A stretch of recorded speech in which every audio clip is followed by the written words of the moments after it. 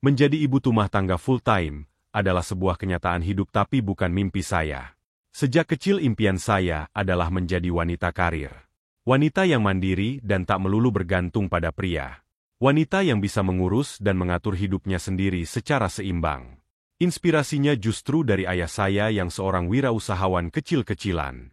Dari mulai membuka warung kecil dan jualan botol-botol bekas. Namun ketekunan dan kerja kerasnya mampu mengantarkan saya dan kakak saya sehingga bisa menjadi sarjana. Bahkan kami memiliki rumah yang layak tinggal. Sungguh luar biasa kerja keras ayah selama ini untuk membahagiakan keluarganya. Sampai ketika saya kuliah, saya memilih untuk bekerja sambilan di sebuah kantor Panwas Pemilu Kota Manado sebagai staf. Di saat teman-teman kantor lain tidak mau mengambil lembur, saya memilih untuk lembur walau dengan bayaran kecil. Hal tersebut saya lakukan agar supaya bisa mendapat uang lebih, serta bisa belajar lebih banyak untuk menggunakan perangkat komputer, karena kebetulan saya kurang pintar menggunakannya. Padahal pekerjaan saya sebagai staf berkutat di masalah administrasi dan membuat laporan. Lulus kuliah, saya langsung diterima bekerja di sebuah organisasi internasional yang berlokasi di Kabupaten Halmahera Barat. Tempat tersebut sangat jauh dari keramaian kota. Bahkan untuk sampai ke sana harus menyeberang lautan dengan speedboat selama berjam-jam untuk bisa pergi bekerja tepat waktu. Dan selama hampir 2 tahun saya harus jauh dari keluarga, karena keluarga saya tinggal di Manado. Sedangkan daerah tempat saya bekerja adalah daerah pasca konflik karena agama, sungguh sebuah hal yang menantang. Sekaligus menakutkan karena dikelilingi oleh orang-orang yang masih trauma dengan kondisi masa lalu karena konflik berdarah. Akan tetapi inilah titik balik hidup saya. Karena akhirnya pengalaman ini membuka pola pikir saya untuk melihat lebih luas tentang keragaman. Membuat saya lebih percaya diri bergaul dengan banyak kalangan dan latar belakang budaya yang berbeda, serta belajar banyak tentang nilai-nilai hidup yang sesungguhnya. Pengalaman hidup yang paling berharga dalam hidup saya, setelah selesai kontrak kerja, saya kembali ke kota Manado dan menikah. Walaupun sudah berumah tangga, saya memilih untuk tetap bekerja. Saya bekerja di lembaga sosial masyarakat juga.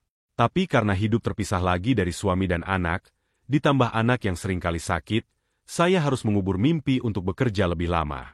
Ada selang waktu 2-3 bulan saya di rumah, dan tentu saja saya yang tidak bisa diam membuat saya tidak betah berlama-lama di rumah bang.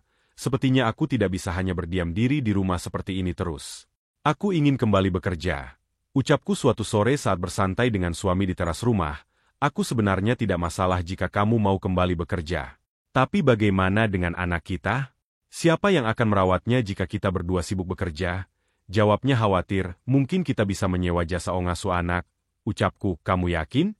Kamu tidak takut anak kita kenapa-kenapa? Aku sedikit khawatir karena banyak kasus di luar sana pengasuh menyiksa anak majikannya. Jelasnya tambah khawatir, iya juga sih. Nah, bagaimana kalau kita ambil pengasuh dari orang desa orang tuaku saja? Jadi kita sudah tahu karakter pengasuhnya nanti. Aku mencoba memberi saran, Abang coba pikir-pikir dulu ya. Sembari mencari info siapa yang bisa kita percayai untuk mengasuh anak kita. Jangan terlalu buru-buru, jawabnya lembut. Membuat hatiku sedikit hangat. Suamiku memang tipe orang yang tegas. Namun bisa berubah menjadi sosok yang hangat jika sudah berhadapan dengan keluarganya. Dia juga tak pernah memaksakan kehendaknya. Semua masalah, perbedaan pendapat selalu kami hadapi dengan berdiskusi.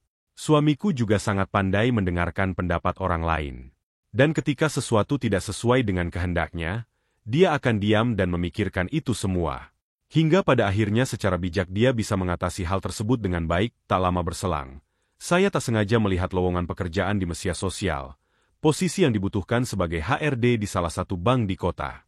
Gambaran tentang impianku yang telah terkubur seperti dibuka lagi saat saya bermimpi menggunakan jas kerja, duduk di depan laptop, interview calon karyawan, lolos atau tidak diterima bekerja harus rekomendasi dari saya, dan hal-hal lain yang membuat saya sangat diakui dan dihormati. Dengan berbagai cara saya kembali membujuk suami untuk diizinkan bekerja lagi. Dan setelah diskusi yang panjang, akhirnya suami pun menyetujui. Tanpa berlama-lama saya langsung menyebar lamaran ke kantor-kantor yang sedang membuka lowongan kerja. Tidak mudah memang, karena menginfat saya sudah berumur 30 tahun dengan status sudah menikah. Saya harus bersaing dengan kandidat yang punya lamaran dengan status fresh graduate. Masih muda, cantik, bertubuh semampai dan belum menikah. Wajar saja saya sempat ciut nyali karena saya pendek, berkulit sawo matang, dan umur sudah tidak muda lagi. Namun kelebihan dan kekuatan yang saya miliki menjadi kepercayaan diri tersendiri. Saya bisa mengendarai motor, pengalaman bekerja di lapangan, alias tidak takut panas matahari, berani berhadapan dengan banyak orang, dan komunikatif. Hal itu membuat saya tidak mudah mundur. Saya pun tidak kecewa ketika saya harus gagal berkali-kali diterima bekerja, walaupun sudah sempat mengikuti interview. Saya menganggap itu semua adalah sebuah proses, selalu ada waktunya Tuhan menjawab doa dan usaha hamba-hambanya. Hasil tidak akan mengkhianati proses. Itulah yang saya yakini dengan iman saya. Tak pernah terpikir. Setelah berbulan-bulan menunggu, akhirnya saya diundang interview di sebuah bank swasta. Awalnya saya melamar sebagai marketing. Sempat agak goyah saat saya ditawari posisi lain yang lebih bagus pada saat interview, tapi saya tetap bersikukuh untuk di posisi awal yang saya lamar. Karena saya berpikir sudah dipanggil interview saja adalah hal yang cukup baik, apalagi diterima bekerja. Sampai saya sempat berpikir inilah mimpi saya. Dan mimpi saya menjadi kenyataan. Saya akhirnya diterima bekerja, menjadi seorang marketing agent di sebuah bank kebanggaan yang tak terkira. Tak peduli seberapa besar target pencairan dana setiap bulan, seberapa stres karena setiap hari dimarahi, dikejar oleh pimpinan jika target tidak tercapai. Seberapa repot dan lelahnya karena jam kantor dari pagi sampai sore saya di jalan dengan motor mencari nasabah setiap hari selama 6 bulan. Hingga akhirnya kerja keras saya terbayar. Saya berhasil mencapai target pencairan dalam kurun waktu 6 bulan. Setelah itu saya dipromosikan untuk jabatan yang baru sebagai credit officer. Dan tak lama berselang, saya diminta untuk mengisi posisi sebagai HRD di bank tersebut. Gambaran itu seperti dibuka lagi saat saya bermimpi menggunakan jas kerja. Duduk di depan laptop, interview calon karyawan, lolos atau tidak diterima bekerja harus rekomendasi dari saya, dan hal-hal lain yang membuat saya sangat diakui dan dihormati. Bahkan membayangkannya saja sudah membuat saya senyum-senyum sendiri. Saya sangat menikmati dan nyaman dengan pekerjaan tersebut. Sampai terasa waktu sudah berlalu hampir 6 tahun. Sampai pada akhirnya saya hamil lagi. Melahirkan anak kedua dan masalah yang sama itu datang lagi. Anak sering sakit karena masih terlalu kecil. Pengasuhnya tidak betul dalam bekerja, tidak ada keluarga lain atau orang tua yang bersedia dititipkan anak-anak ketika saya dan suami bekerja. Masalah yang sama setiap kami mendapatkan momongan baru, sehingga ada sempat beberapa bulan setiap hari ketika anak pulang sekolah terpaksa saya bawa ke kantor. Saya terpaksa membuatnya menunggu sampai saya pulang bekerja di tengah malam buta. Segudang masalah itu membuat saya bergumul sekali lagi. Apakah harus berhenti dengan karir dan mimpi yang selama ini telah aku raih? Atau nekat melanjutkan dengan mengorbankan kebahagiaan anak? Tapi bagaimana dengan mimpi saya menjadi wanita karir yang sukses? Apalagi kondisi beberapa bulan ke depan akan ada promosi jabatan YG lebih tinggi lagi. Sebuah pilihan yang sangat sulit. Tapi akhirnya saya memilih opsi kedua. Karena saya tahu betul keluargalah yang terpenting. Saya bersyukur bahwa saya tidak salah memilih. Saya lebih memilih keluarga dibandingkan ego terhadap mimpi yang selama ini telah saya bangun sendiri. Ternyata menjadi ibu rumah tangga adalah anugerah dari Tuhan. Juga sebuah kenyataan hidup yang sangat saya syukuri. Mengantar dan menjemput anak sekolah, membangunkan mereka di pagi hari, membacakan buku cerita sebelum mereka tidur, mengurus makan, minum, dan sebagainya. Sangat melelahkan tapi sungguh menenangkan hati ini. Sekali lagi memang ini bukan mimpi saya. Tapi inilah pilihan hidup saya. Tuhan ternyata memberi kado atas pilihan tersebut.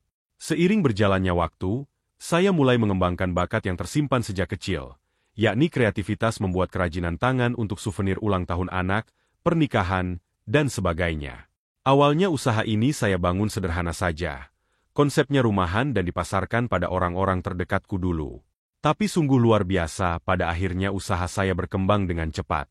Dari yang awalnya jualan di rumah, saya akhirnya bisa membuka outlet sendiri dan tetap lancar jualan online. Karya kreativitas tangan saya mulai digemari sampai di luar kota Manado, seperti ke Gorontalo, Ternate, Makassar, dan lain-lain. Saya tetaplah ibu rumah tangga yang mengurus sendiri keluarga tanpa ada jasa asisten rumah tangga. Meski begitu, saya adalah ibu rumah tangga berpenghasilan dan mandiri. Pengalaman hidup telah membuat saya bertahan walau tidak lepas juga dari namanya kesulitan hidup, dengan belajar terus-menerus. Walau hanya secara otodidak, akhirnya usaha ini berkembang dan melebar ke bidang lainnya. Seperti jasa pembuatan dekorasi pernikahan, ulang tahun, pertunangan, pernikahan, hitanan, Sweet 17, dan lain sebagainya. Semakin berkembangnya usaha ini, usahaku sudah diakui keberadaannya dan diperhitungkan. Banyak orang yang telah memakai jasa saya selama hampir 3 tahun usaha ini berjalan. Saya pun telah memiliki 4 orang karyawan dan 1 supir. Bahkan saya sampai bisa mencicil mobil pribadi yang hampir lunas dan kendaraan operasional usaha dari hasil usaha saya sendiri. Harapan dan komitmen saya adalah, mungkin saya bukan siapa-siapa, tapi hidup yang hanya sekali ini harus memberi arti, baik untuk diri sendiri maupun orang lain. Kelak jika saya dipanggil Tuhan, saya tidak akan menyesal. Karena saya sudah mengisi hidup ini dengan baik, dan bisa menjadi inspirasi untuk wanita-wanita di luar sana, agar tidak cuma berdiam diri di rumah sambil menunggu jatah bulanan dari suami, hanya orang malas yang tidak bisa makan. Karena sekecil apapun peluang yang datang, jika kita punya tekad dan ketekunan, Tuhan pasti akan menolong dan menyulap peluang kecil itu menjadi sumber-sumber berkat untuk memberkati kehidupan banyak orang. Jadi bukan hal mustahil ketika semua kerja keras dan doa yang selama ini kita lakukan menjadi kenyataan. Karena tidak ada hal mustahil bagi Tuhan semesta alam, demikianlah sebuah kisah penuh makna yang bisa kita ambil pembelajaran di dalamnya. Semoga kisah ini bisa memberikan nilai positif bagi penonton sekalian.